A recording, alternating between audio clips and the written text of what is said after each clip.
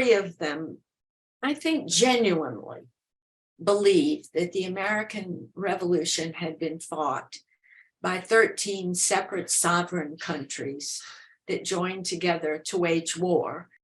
We think of the motto of the revolution, no taxation without representation. What that meant to most Americans during the revolution was no one had the right to tax us but our state governments, colonial governments, now state governments.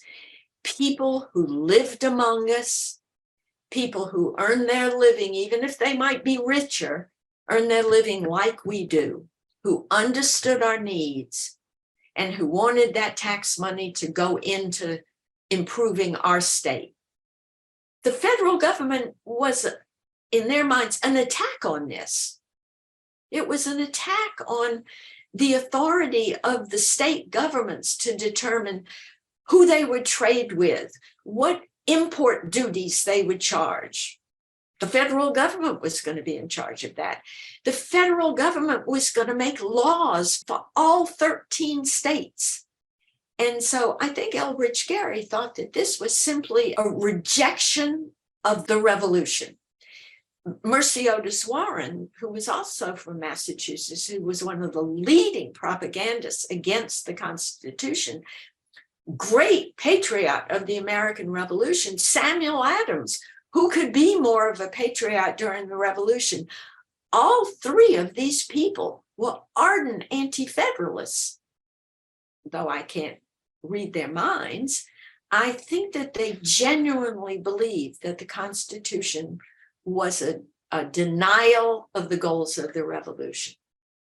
George Mason, I think his biggest opposition was because the Constitution did not include a Bill of Rights. He had written the Declaration of Rights for Virginia in 1776.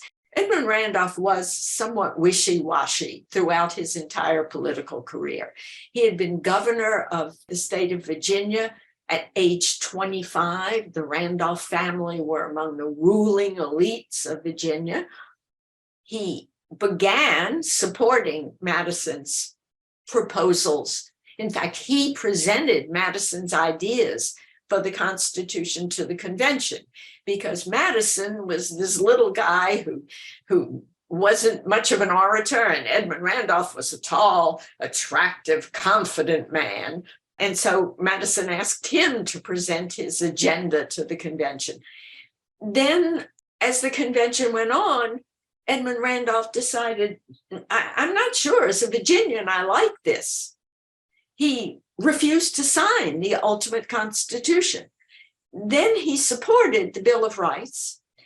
He served in Washington's cabinet, where sometimes he supported what we would call the Federalist point of view, and sometimes he opposed it. He made decisions issue by issue instead of having really an overreaching ideology.